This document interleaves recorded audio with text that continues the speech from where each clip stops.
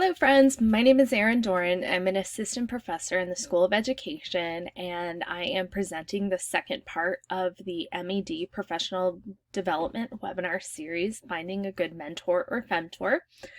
Again, the purpose of this webinar series is just to connect and hopefully provide ideas for development for our online master's program in higher education. And also just to try to more meaningfully connect with these students, especially considering this is a completely online program, but we're also operating within COVID and the age of social distancing. So this topic was crowdsourced by students who were in my equity, diversity, and inclusion class as a topic that they wanted to hear more about. And so I hope that this provides good ideas for how to develop good mentoring and femtoring relationships in your life. So first of all, why have one? One, it's broadly accepted as a positive thing for both academic and professional development. There's a whole body of research literature around this topic, focused on undergraduate students, graduate students, young professionals. I will say, as an example of practice, when I came to Iowa State University as a tenure track faculty member, one of the first things that we were told is that our provost's office did require that we have a mentor or femtor for the first year. We actually had to report who that was and had a template for how to establish that relationship and whatnot. So shout out to Dr. Reason for serving as my mentor. And so it's just something that is seen as a good thing, especially if you're jumping into a new experience or a new stage of your professional development.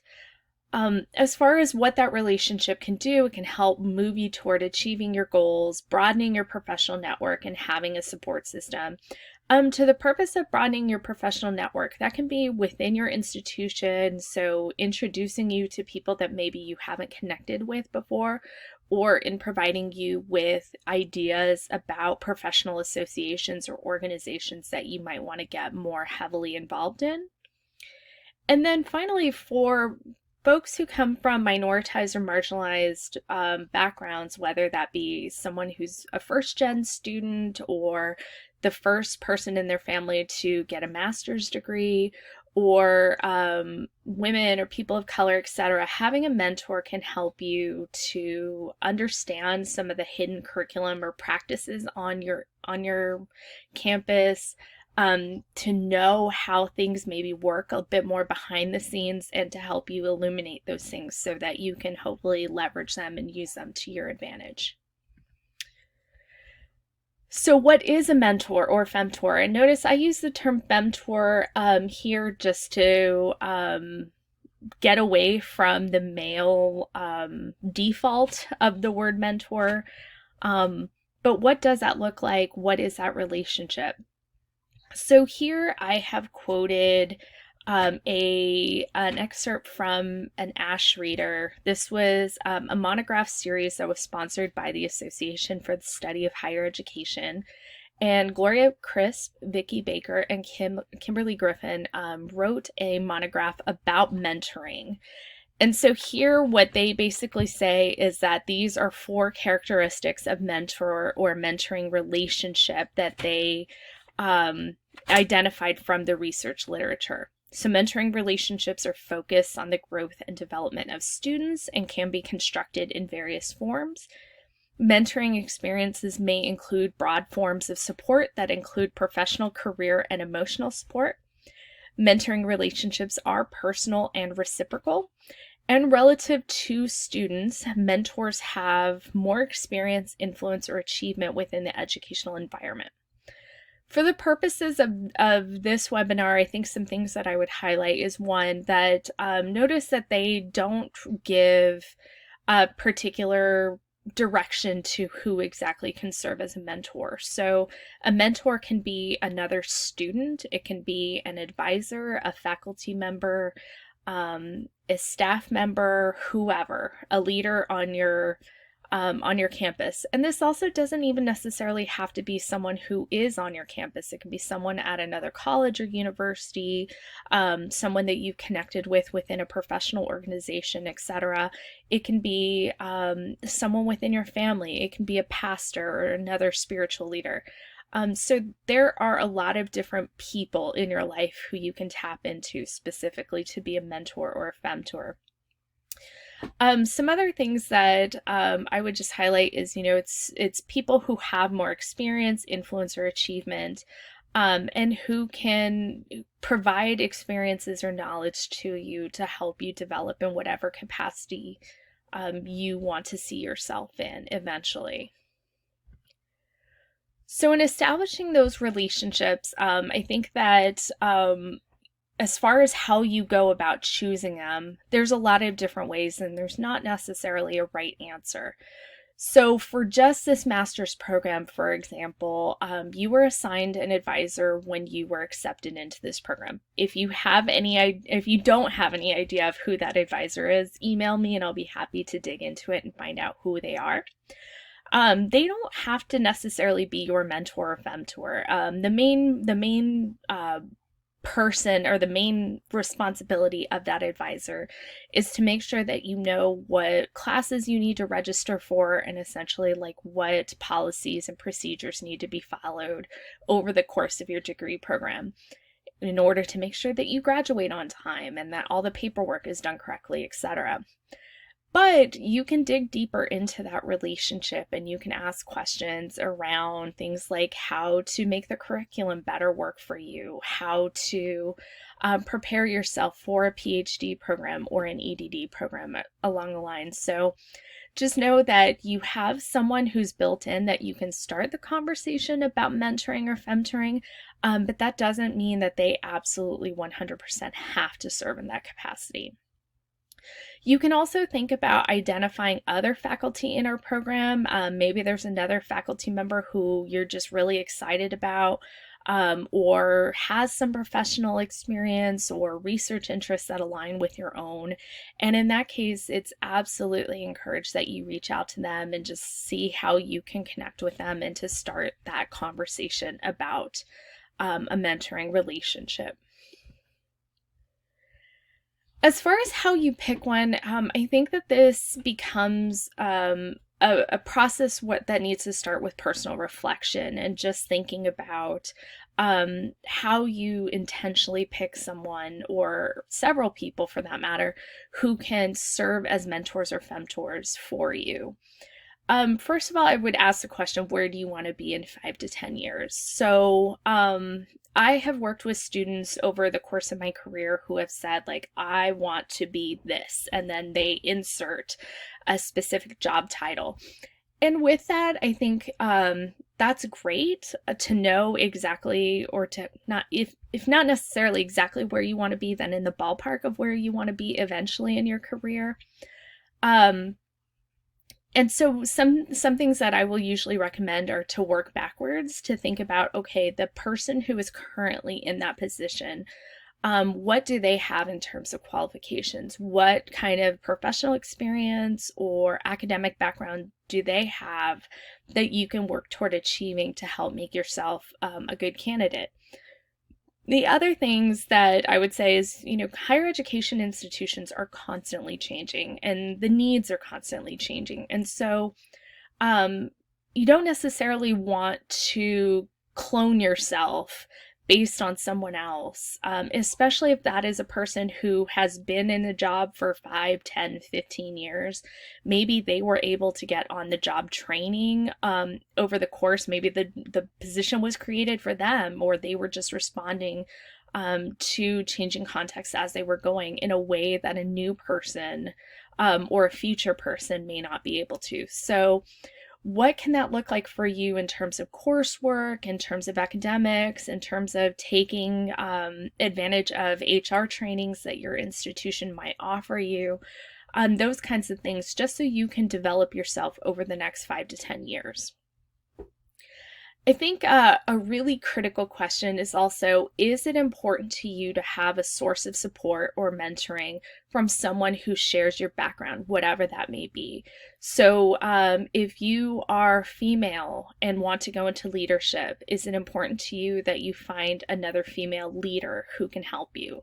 If you're a parent, is it important to you to have someone who can understand the day-to-day challenges of balancing parenthood and a professional life?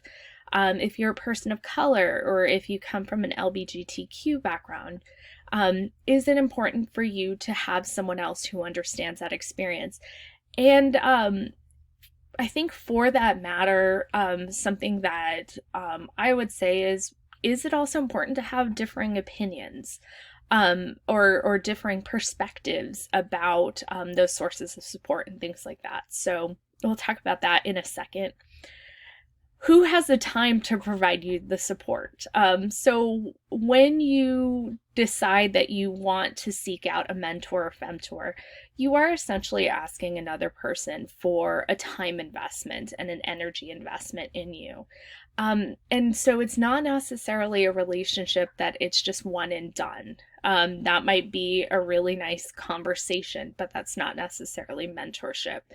And so thinking really realistically about who has the time to support you will help you so that you can develop a strong relationship with your mentor or femtor. Good example I could say is if you decide that you want to be a community college president, the president who's on your campus may not have the time or the ability to provide you with high touch, ongoing mentoring. They might be able to meet with you periodically and to give you advice and things like that. But you just might want to think about if there's other folks who you can glean perspectives from and kind of patchwork together a good mentoring network that might include the perspective of a president, but maybe does not. And then also, what do you want your support to look like? I think that there are some of us who need someone who can be very validating, very loving, or there can be others who really need someone to help keep them motivated and to give them hard truths when they need to. And so knowing your own personality and knowing, like, how do you like to be talked to? How do you like to be motivated? An example that I have of this is when I was an advanced undergraduate, I was really dead set that I wanted to go get a PhD in history. And I recall voicing that to a woman who was my assigned advisor as an undergrad. She wasn't a femtor to me at that point, though she later became one. And I remember talking to her about my academic and professional goals, and I told her I want to get a PhD in history. And she immediately responded with, well, you're never going to get a job. And at the time when I was 20, 21, whatever, however old I was at the time, that wasn't something that sat well with me. It just felt like she was crushing my dreams. Fast forward, 7, 8 years later, when I was in a doctoral program, albeit in education, and starting to have conversations about the job market, I could have conversations with my femtors that were realistic in tone, but were maybe gentler and just focused more on being strategic and being honest about what it was that I was going to encounter on the job market and what were alternatives that I could seek out that could be just as fulfilling. So sometimes it's just being really aware of who you are and where you are and what kind of feedback you can take. Some folks can take really brutal and honest feedback, others cannot. And so you want to have someone who can meet you where you are in terms of that feedback to help you have those good conversations. As far as how you establish those, I think the first thing that you should do is reach out to that person. I mean, this can be an email, and just let them know that you are looking for a mentor or femtor, and be clear why. What is it that you're interested in accomplishing within this relationship? Over the course of the relationship, it could change, the expectations could shift, your goals could change or whatever, but at least like setting the baseline for it and those expectations from the beginning can be really good in keeping a good and constructive relationship. So schedule a meeting where you can discuss what your needs are, what the expectations of the relationship are, including the timeline, and then reciprocity. So again, like, what are your needs? How often do you need to meet? Is this something that you could meet for coffee a couple of times this semester just to talk and check in? Do you need someone who is available to review job application materials or to have more in-depth conversations? I think those kinds of needs and being really up clear with them can help set those expectations, and if you need them, those boundaries around what the mentor or femtor can be expected to do or what they should be expected to do. And then that way they can think about whether or not they have the time and willingness to be able to do that.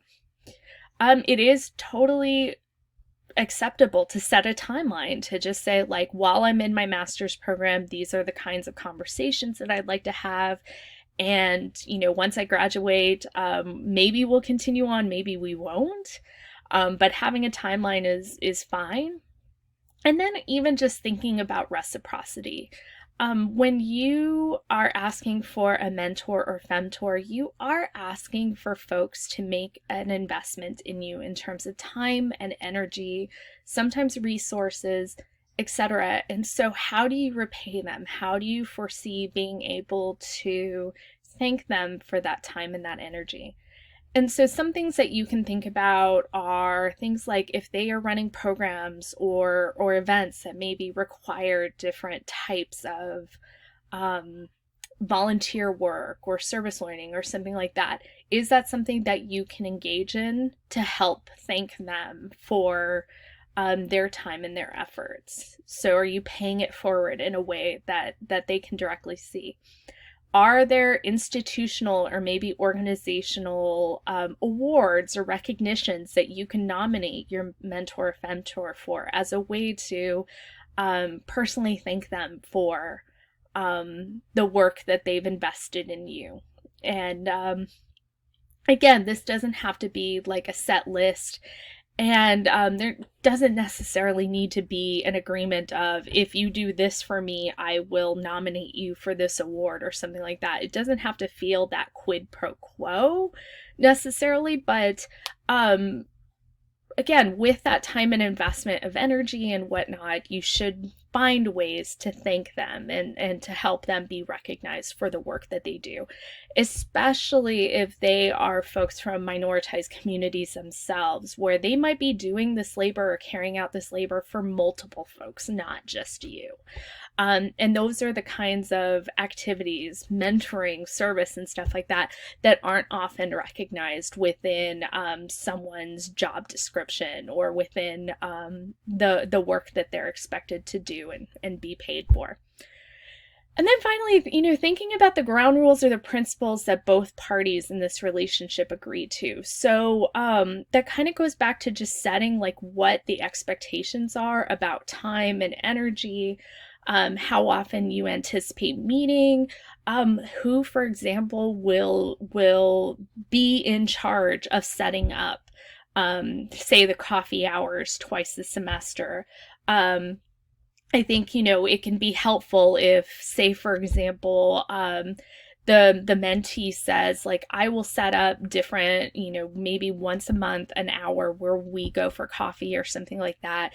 And I will ask you to speak on a particular topic. Maybe it's preparing a conference presentation or a conference proposal. Maybe it's asking you to look at my CV and go through my CV or my resume with me. As far as ideas to help prepare me for the job market or things like that. I will say I often find that I think it can go really, really well if I'm going to meet with a student that I'm mentoring, and I know that the focus of a certain meeting will focus on a certain topic, and I have a heads up about what that's going to be, so I can prepare materials, or I can just prepare thoughts that I want to say or nuggets of wisdom I want to pass on or what have you. Some other things to keep in mind. Most folks need more than one mentor or femtor. So Gloria Crisp, who is an expert on mentoring in higher education, talks about the need to create a developmental network. And in the email that I send out to students that offers them the link for this presentation on YouTube, as well as just other resources, I will connect you with a link that Gloria has done to explain the developmental network and what that means. Overall, we need more mentors and femtors than just one. And those can be people that will give you differing perspectives on different aspects of your academic or professional life. And so it's not a bad thing if you have different perspectives that you can glean from and have a way to make sense of all of the pieces of advice that you're getting. I will say that different perspectives are great, but depending on what you're talking about, it can be like, getting married or whatever, where everybody has an opinion and they all want to volunteer it. And at the end of the day, you have to figure out what makes the most sense for you. But getting that information, getting the differing experiences or pieces of advice are not always a bad thing, even if they don't align. And sometimes you might get some really good perspectives on maybe paths that or alternatives that you hadn't thought about. I think the other thing that I haven't said already is a good mentor or femtor can also help you learn when to say no. So within higher education, as you move up the ladder or as you progress professionally, then more opportunities might present themselves, some of which may not directly align with the work that you do or may not be things that you get paid for. It might be, taking on a student group or taking on extra responsibilities or what have you. And so a mentor or femtor can be a really great sounding board for when to say yes and when to say no. It is perfectly fine to formally end a mentor or femtor relationship if you just feel like it's run its course or if it's no longer beneficial to you. If you feel like it's becoming more of a pain than it is a help, then I think it's okay to just go ahead and say, thank you for your time. Thank you for the perspective. I've learned a lot from you. And it's time to move on or what have you. There's really diplomatic ways and gentle ways that you can put that that can thank folks for their time and then just let them know that that time has come to an end. And then lastly, I would say think about how you'll pay it forward for those who come after you. I have my own list of mentors and femtors, past and present, who I know I learned important things from them in terms of the kind of femtor that I would want to be to other students or to other professionals or what have you, the kind of advice that I would want to give or the way that I would want to give it. And so I feel like I had really good examples, and I definitely encourage you to think about what those good examples you had were and how you can emulate that for others who may decide to seek you out. Last, if you have any other questions on this topic or just want to know more, please email me. My email is edoran@iastate.edu, or you can see my Twitter handle there. Mentoring and helping graduate students out is something that I think is a regular conversation on academic Twitter. So please let me know if I can ever help you tap into those resources or to help you make introductions, for that matter, for someone who might be a potential mentor or femtor for you. But other than that, we will have the third and final professional development webinar in 2 weeks on September 22nd from 5 to 6 p.m. If you need that information, please let me know. You can just send me an email. And if you can't make it, then it will be posted to YouTube shortly thereafter. So on that note, I hope that your September is going well, and be safe and be well. Bye.